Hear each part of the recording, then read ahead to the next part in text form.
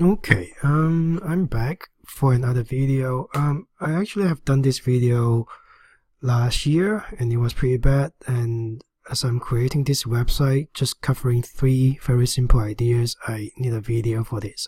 So I haven't released this yet. When you in class, I'll basically tell you somewhere down the line I need you to know these few ideas, and if you do not know it, please double check this.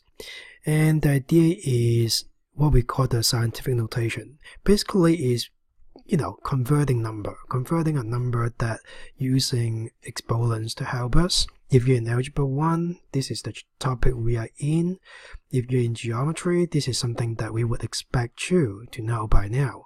The idea of scientific notation is a method so that you can convert a big number or a small number using exponents. Okay, so I'm going to show you a way.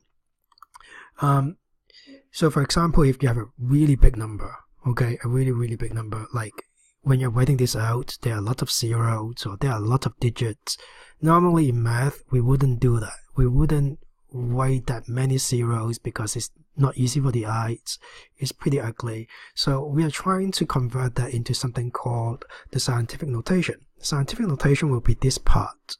So you can see that there's always a multiplied, there's always a base of 10, and there's exponents over here.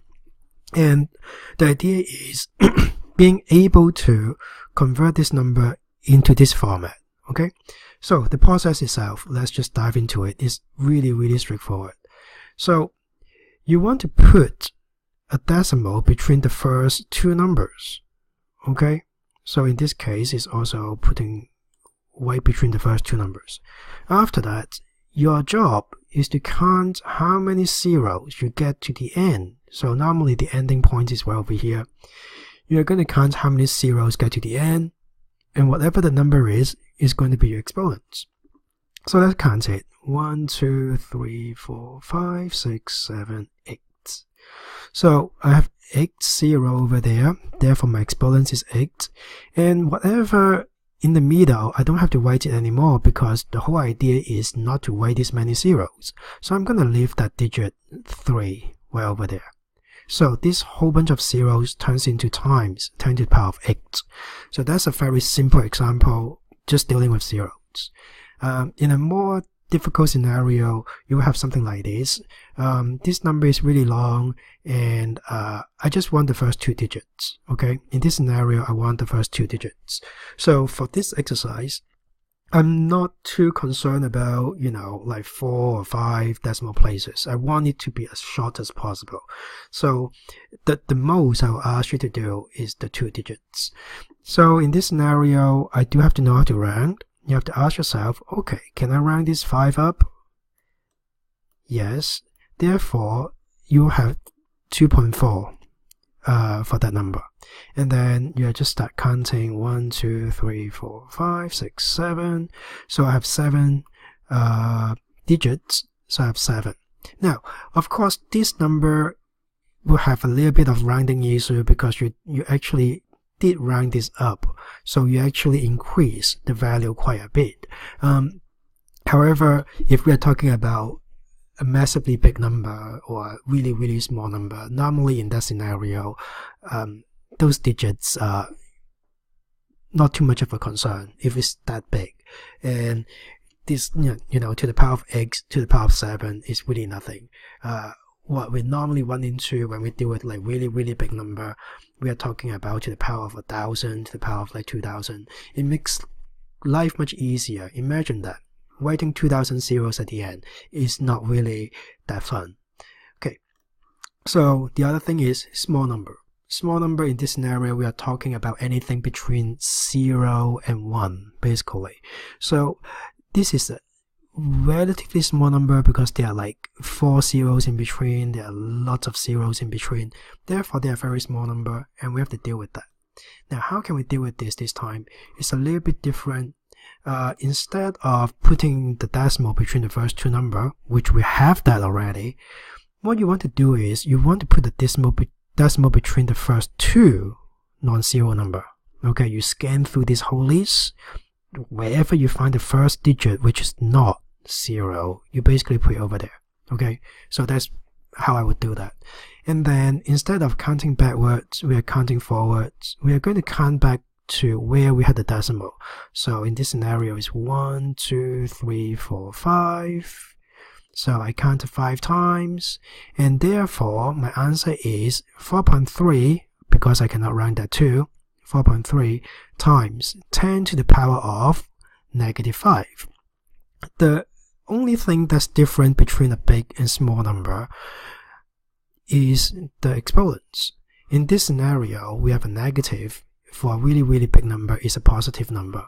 And if you think about it, of course, they have to be different.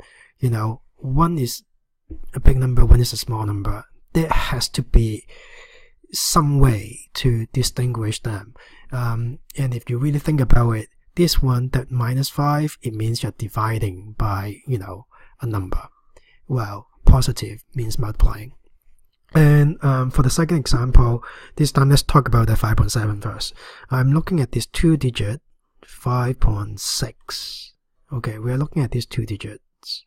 And I want to ask myself, can I actually round this up because it's greater than 5? Yes, I can round that up. So I've got like 5.7 times 10. Let's double check if we actually have that -7.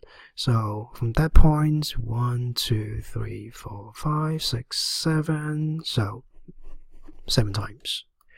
Therefore, we have that -7 over there. And these two ideas are relatively straightforward. And if you practice enough, it's relatively simple. But we do need you guys to know how to do it. Just because it's simple doesn't mean that you don't have to know it. Okay, and in most cases, comparing scientific notation is the beginning of this kind of things. If you're working with number that they're too big, for example, if you're calculating how far the distance is, like, you know, between Earth and Mars, that kind of things, you know, it's very likely you'll have that kind of exponents. Or if you're working with, you know, in the medical industry, you'll have dealing with bacteria and whatnot, you know, they are very, very small. So it's kind of like a very useful way to compare like data. So comparing the size is actually the key of this. Comparing the size is really not too bad. You have to understand that most of this comparison is about the exponents. So it's about just the exponent itself. Okay, so you look at the exponents, they all have the same base. Okay, they all have the same base. They're all base 10. You want to look at the exponents and see which one is the greatest. The one that is greatest in this scenario is 23, is the biggest number, because we are basically saying that we are multiplying 23 zeros at the end, and this one is multiplying 13. 13 zeros is a lot, but it's not as much as 23. So in this scenario, this is the biggest number. That 2.4 actually has no relevance in this scenario. Okay, and then you may be asking, like, well, what if I have two exponents at the same base and the same size? So in this scenario, we are talking about like 3.25 times 10 to the 13, 3 times 10 to the 13, and this 9.9, 9.1. Now in this scenario, we have to look at the base. So the base, they are the same. We have to look at the number in front of it. Whichever number is greater, then that one is the bigger one. So in this scenario, 3.25 versus 3, we know that 3.25 is larger. So the second number in this list is 3.25, and then we have that. And then you may be asking, what about the negatives? And the same applies to the small number as well. So long as the exponents are the same, everything is tied to the number in front of it. 9.9 is greater than 9.1, therefore you have this scenario. So if we are going to sort this list out, it will be in this scenario. This is the greatest one, this is the smallest one. Okay, really not something too difficult, I hope. Last but not least, normally this is what they want you guys to do. after knowing how to convert a number, how to compare the size, they want you to be able to do some operation on them. It's either multiply or divide. And so far I haven't seen any multiplication, so I will just teach you how to do division. So, and they even boil that down to something extremely simple. There's always like a bigger number divided by a smaller one, so I'm not going to go into a scenario where I have a small number dividing the bigger one. So in this scenario, we're just going to deal with this. So we should be able to tell which one is bigger. Okay, just from the previous slides, we know that 64 is going to be the bigger number. 60 is the small number. And we want to divide that. Okay, we want to divide these two numbers. So let's draw a line between so we can divide. Okay, we want to divide this. So that's the key. Dividing, it ties to the exponents that we did before. If we have the same base, 10, okay, remember that? All you have to check is whether I have the same base or not. If I have the same base, then I know that these two can go together.